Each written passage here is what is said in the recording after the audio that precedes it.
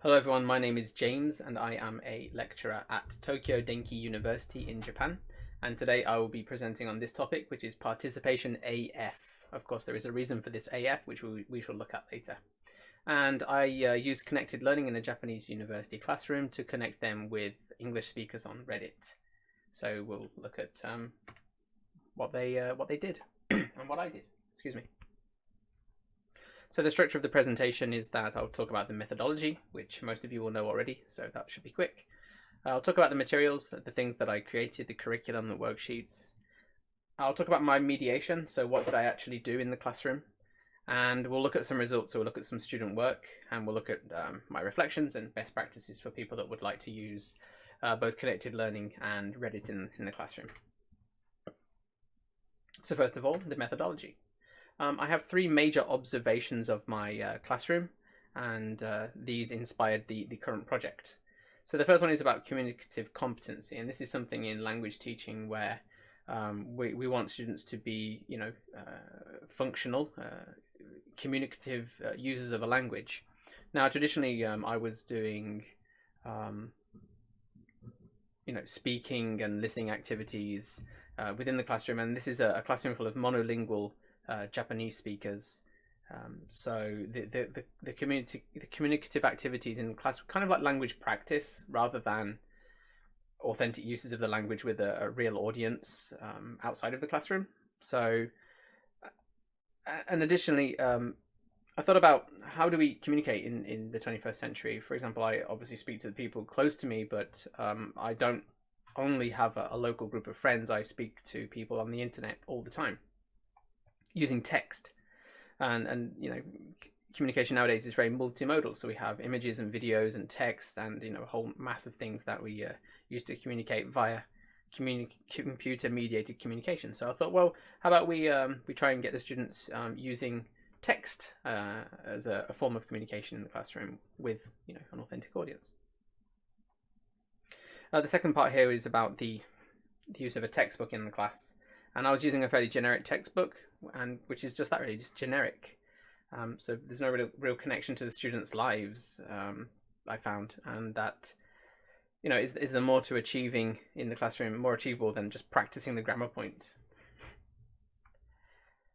And finally, student interests. So I just wondered how much I actually know about my students outside of the classroom, and of course, because of this is a connected learning talk, I wondered about, how could I connect their interests with academic rigor and academic achievement in the classroom. So in a nutshell, the idea of the class, this is kind of a question and a thought that came to me, was that, focus on communicating with English speakers in online communities rather than practicing language forms with their monolingual peers. Like that was where the shift was, to use language authentically with an audience on the internet rather than just practicing in the classroom. So I can probably glaze over this one. I used obviously the connected learning manifesto and their idea of students' interests, creating relationships which create opportunities for further engagement. Again, this from the Connected Learning Research Network book, review of a decade of connected learning, really stuck with me, so I put that in here. A growing consensus in the learning sciences recognizes that learning is most robust, so when grounded in a learner's cultural identity. So again, in my case, I'm talking about monolingual Japanese students at a university, where at first glance they appear to be just that, a homogenous group of students. If you just look at them, you say, well, they're all Japanese university students. They've all had the same kind of education and background and upbringing.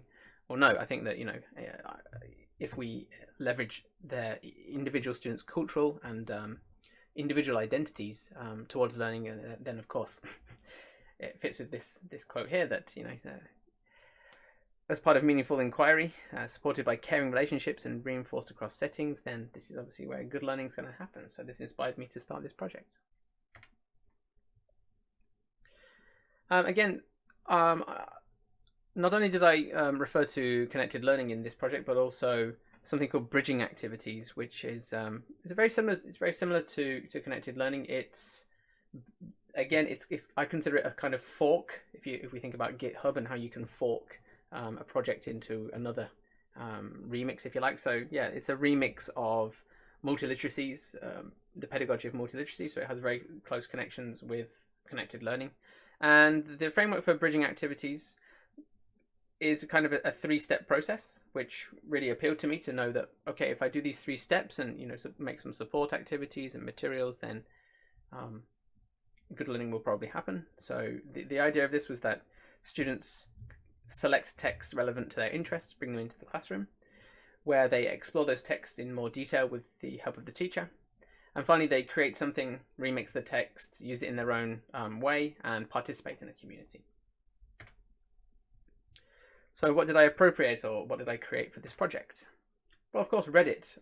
Maybe a lot of people already know about Reddit, but it's a vast community. It's a website filled with many different communities. For example, if you search for the word fishing, and I'm not a fishing expert, I don't particularly fish at all, but you can see that there are many different communities that are provided to you that you might want to join. I jumped into fly fishing. It looked interesting, and of course you can see the use of specialist terms straight away. What is a CPR? I do not know, but if you are into fly fishing, you perhaps know this. And again, you also have conversations happening in Reddit on posts, and I consider this the deep end of authentic texts, whereas a textbook might have some texts written by, you know, native speakers or target language speakers. The content of a textbook is generally aimed at a particular level, at a particular demographic, at a particular group. It's been filtered. It's been created purposely for that learner audience, whereas the text on Reddit, it's literally just used as a means of communication between target language speakers, in this case English. So you can see that there are things like idioms, slang expressions, and again some more slang expressions down here. So I really wanted to expose students to this kind of everyday English that we take for granted, and to see if they could assimilate it into their own language practices in Reddit. So the syllabus that I created was this, and this is for a 14-week semester. Now I actually teach students twice a week, so we managed to do this whole syllabus twice, which meant that they had, in a way, task repetition. They had a chance to do the whole thing again, and improve on their first run through the cycle, if you like. So some key points here. Excuse me. I took 2 or 3 weeks to really set up the project, to introduce them to it, to introduce them to Google Docs, to introduce them to Discord, to introduce them to Reddit, and for them to really figure out the tools that we're going to use. I think that's very important. And then they went into the main steps of the process here, where we've got observation, collecting, guided exploration, and then a presentation to tell the class what they had found based on their analysis of a particular subreddit. After a poster presentation, students created a post, let it go wild on Reddit, and then they would look at that post, look at the comments that they got, and perhaps analyze. And then finally they would create a presentation based on the whole project. What did they learn? And that was a presentation which was done in front of the class. So this is the general structure. And I mentioned earlier that we had this kind of 3-step process of the bridging activities and connected learning through bridging activities framework here. And I consider this to be kind of 2 mini cycles of bridging activities, where first of all they observed and collected the Reddit community, they explored and analyzed the Reddit community that they were engaged in, and then they created and participated and posted in a particular Reddit community. Then a kind of separate mini cycle of this is that they observe and collect the comments that they got on their own post, explored those comments, and then participated by replying to some of the comments. Not all of them, because you'll see that some students got thousands of comments and stuff. But here are a few snapshots of the worksheet that I created for them, which was about 15-page worksheet, I guess, with many different activities for them to complete before, well, at each stage of the intervention. Essentially, there were activities for them to work on as a group, and the worksheet's going to be available at the end if anyone would like to use it in their own context.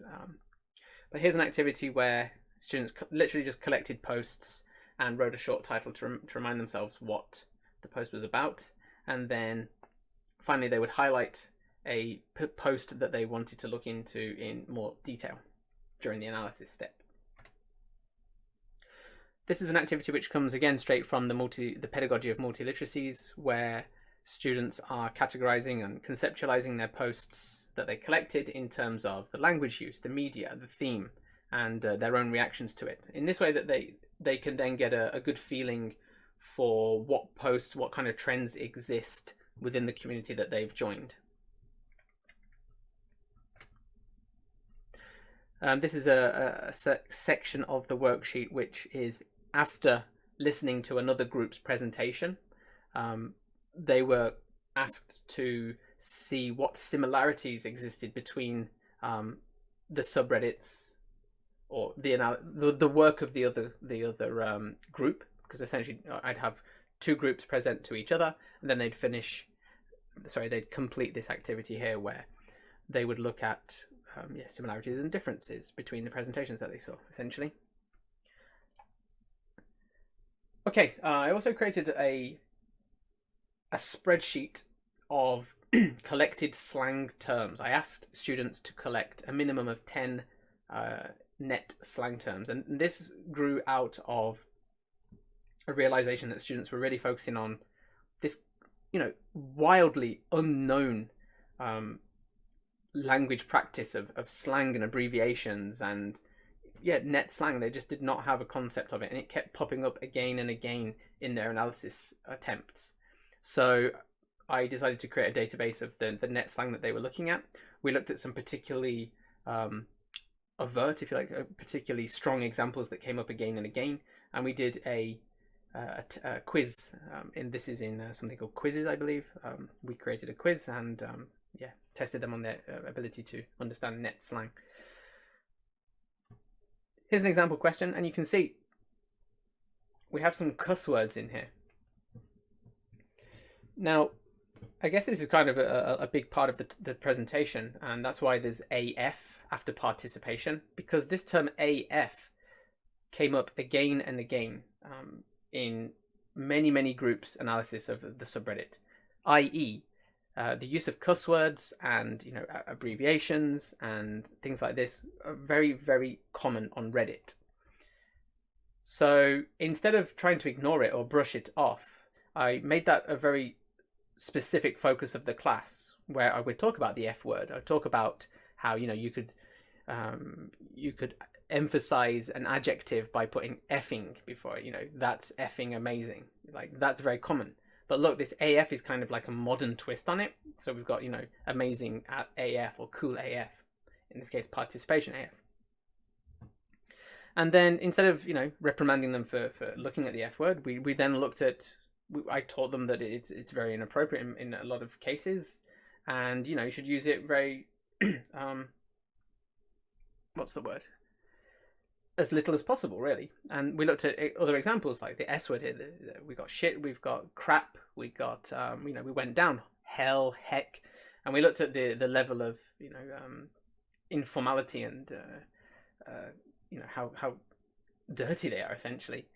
So that became a big part of the class, for them to understand that the internet is full of net slang, and this is how it's used, and this is how you use it if you are going to use it. So that was a big part of the project. What did I do in the classroom? My teacher roles, I like to think in terms of verbs. So I would guide students, suggest things for them to do, query them, ask them questions, recommend, poke, push, engage, check, encourage, respect. These are things that I definitely did in the classroom. So for example, check comprehension regarding the current stage of the project. This is a 14-week class, and there was a lot of freedom for the students to either not take their time, but they could choose when they wanted to post on Reddit, for example. They could choose how much work they needed to do on their presentation. So there's a lot of time management for them. And I was also checking that that this is going to be graded. You'll get so many points for doing this kind of activity. and just make sure that they're on the ball really. Now I would have say 8 to 10, maybe some more sometimes, groups in a single class. So for me, it was tricky to devote myself fully. I guess this is a topic that's quite important, but compared to using the textbook where everybody's on the same page, literally, there's more or less work to be done with groups based on what they are trying to analyze. If they're trying to look at a meme, for example, the Drake, don't like kind of meme, that might take a while for them to understand, and I might need to stay with them and help them figure it out. But if there was a meme that kept popping up over and over again, I'd perhaps bring it out as a full class discussion. But I tried to spend at least 5 minutes with each group answering questions and suggesting areas for them to explore. I encourage students to call me over. I was pulled left, right, and centre by students, and that was great.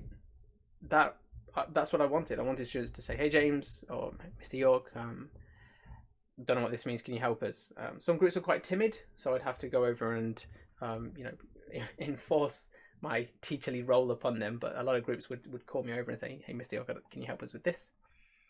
I engaged in discussion with the students in both English and Japanese. This is a very difficult topic. This is not Billy and Tommy going to book something at a restaurant. This is deep end of authentic language. So of course, using the L1 to check comprehension, absolutely fine. I also tried to be as humble as possible and admitted that I knew less about the subject matter than the students did, to put them as either an equal or above me in terms of the knowledge, and we worked together. I was also not afraid to show that I didn't know something. If they said, "What does this mean?" and I said, "I don't know. Let's find out together." So we could look at some Googling strategies and things like this. So yeah, this is what I did in the classroom. Okay, and I have some data here now. So results, what did the students create? First of all, of 77 presentations, or 77 groups, I did this in 3 classes over a year. No, actually, a full semester, but yeah, essentially 3 classes for a year. We had 77 presentations, and I looked at the themes that the students were interested in, because it was completely free range. They could go onto any subreddit they wanted. A lot of groups were formed around gaming communities. That was the biggest one, 40% of groups. Next was anime. Again, this is in Japan, so it's no surprise that a lot of students like anime. Comics, music, art, culture, technology, sports, dance, design, and history. So the big 3 would be, popular media. Following, in terms of the things that they analyzed as part of their presentations, I used these tags, and a lot of students looked at cultural similarities and cultural differences. For example, they would say, well, the posts in this subreddit are very similar or very different to what we have in Japan. Okay, that was a very common theme. Then the third one was vocabulary. They would look at specific vocabulary items that they didn't understand, acronyms, slang, multimedia, emojis as well. A lot of groups were not familiar with kind of the sideways emoji, where we have 2 dots and then an open parentheses for a smile. Like Japanese is more a dot for an eye, a line for the mouth, and a dot, so it's kind of already left and right, whereas English is flipped to the side. That was a big kind of something that they didn't know, so that was looked at quite a bit. In the students' posts themselves, most of them were text-based. Some used images and videos. Some were links from things that they found on other sites themselves, and some students used a poll, the actual poll format in Reddit. The purpose of students' posts were generally to ask questions of the community, gather opinions, entertain, so they would make some memes or some funny jokes. Again, a survey, humor, to inform, collaboration, and to learn something about the community. So I know some of these are rather similar, but this is kind of how they talked about their own purpose for posting. So Audience engagement, I mean, it's not actually that interesting. We had an average of 17 upvotes per post, an average of 13 comments per post. But look at the standard deviation is quite large. Finally, the difficulties that the students had in terms of English, the biggest one here would be, writing and the text posts themselves, reading the comments, and we also have, working together as a group. This was done during lockdown, so as a remote teaching class. So that was a very tricky part for them. Other difficulties in terms of the project, doing the presentation, they were a little bit shy and didn't feel that confident doing the presentations. And in terms of Reddit, posting, just not being familiar with how to post on Reddit was something that they struggled with. So here's an example of a student post, and we'll look into it in a little bit of detail. So this is a student who joined the GUNPLA, which stands for Gundam Plastic Models. Oh, it says it there. There we go. So the student was already very interested in creating these plastic models and posting them on, well, not posting them anywhere. Sorry, he was entering competitions in Japan. So I picked out this one because it's a good example of a student that wanted to post his creation in the relevant community, but he didn't know how to garner interest and to get upvotes and comments. And so we looked at we looked at other posts in the subreddit to see what kind of phrases they were using, and he found this phrase, please tell me your thoughts. It's not something that a typical Japanese university student would say, and it didn't look like this when he was first making it. So this is him appropriating the English that he found through analysis of the subreddit. And this got really good upvotes. I think it's hidden there, but I think it was like 800 or something upvotes. So he was very happy. He got a nice comment, but he said that, this comment here said that the two shades of orange are very close and not really noticeable in terms of the difference between these two colors. And he replied, I worked hard on the details. You may be right. I should have distinguished orange color clearly. And I asked him about this. I said, did you really mean that? He's like, nah, I was just being polite. I just thought it was very funny, like how he was, being overly polite to the person that mentioned it. He kept posting after the class, actually. So here you can see that he got another fantastic result with this particular Gundam figure that he posted. And then there was a third one as well. This was after the class had finished the game. So he I don't know if he's still continuing, but yeah, he enjoyed posting in Reddit because he got some karma, some sweet karma.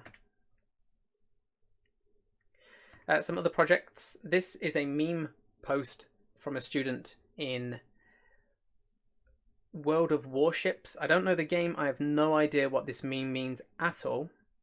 But it got a very good response. And he specifically went out with the task of making a meme. So this is his a slide from his presentation. He said, I contacted players of this game. I want to see what people's views on the game and history. I made a picture of meme because that would be very eye-catching.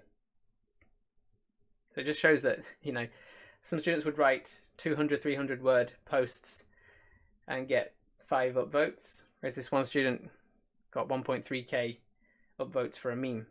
So it just shows you how strange Reddit can be. This is a post from another group who looked at the emojis here, and as I mentioned, the English and Japanese versions, they looked at the difference. They talked about it, the focus on the eyes, the focus on the mouth, and then this is an example of them appropriating the use of these emojis in their own lexicon, if you like, in their replies. So this was after they had kind of already learnt about emoticons and emojis, and so they had this comment. It's a little bit cut off here, but they had a comment on their post, and this is the student, their reply. Number one, they're using a word that they found in the Among Us community, this word sus, which is short for suspicious, and they also decided to use this XD laughing face. So I thought it was a very good example of them learning about the English and then directly using it in their own language. So coming up to the end here, and just as a reflection, we talked about this. Reddit is NSFW for sure. It's not safe for work. In a lot of places, a lot of swearing, a lot of idiomatic expressions, a lot of memes, a lot of rude stuff, depending on what subreddit the students are in. But to be honest, the students didn't really go into anything too risque. It was fairly above board. Trolls were kept away from the students by the way that Reddit upvotes and downvotes work, so I didn't have any super negative comments on students' work. I mean, if at all. I mean, the groups that the students were joining were anime and games, and the anime groups were extremely welcoming to the Japanese students because it was oh, we've got a native Japanese person here now, let's see what they're about. So that was a very useful, a very good part of the project. I would say that the projects that were successful were those where the students had real expertise in their chosen topics. So that's why I spent a long time on student identity at the start of the course. There was a full class where they literally thought about many different identities or interests that they had in terms of social issues, what they actually liked, what were their hobbies, like thinking about it. Because if they joined a community that they didn't know a lot about, the cognitive barrier, or the hurdle of not only not knowing the language but also not knowing the culture in the first place was just too high for some students, and those groups, I would say, were unsuccessful in terms of how well they managed to participate in the projects. Another very big part of this course was that they didn't only learn the English language and new internet language that they didn't know before, but their digital literacy skills increased. I don't have the slide here, but I did I got some data on their knowledge of technical skills. So yeah, they also learned tech skills in terms of Google Docs, collaboration, etc. like that. And my final point here, it says vaporwave it. By this I mean that like vaporwave slows down 80s music and makes it last longer. I think that if you're going to do something as progressive and student-centered and interesting like this, you really need to take your time, give students responsibility, ask questions and engage, and see what they do. You'll be surprised. So that's all from me. Thank you for listening. You can find me at Ludic Language Pedagogy, which is a journal that I co-author. The journal page is here. And we also have a Discord community where we're helping teachers to become researchers and researchers to become teachers, and everybody learning about the power of games and play in language learning and language teaching contexts. So that's a little plug for my journal. I have a worksheet available for this. It's in the slides. I'll be sharing that with you. So if you want to see what students had to do as they went through this project, if you want to take it and remix it for yourself, then please do. So yeah, thank you for listening, and I'll see you at the conference. Thanks.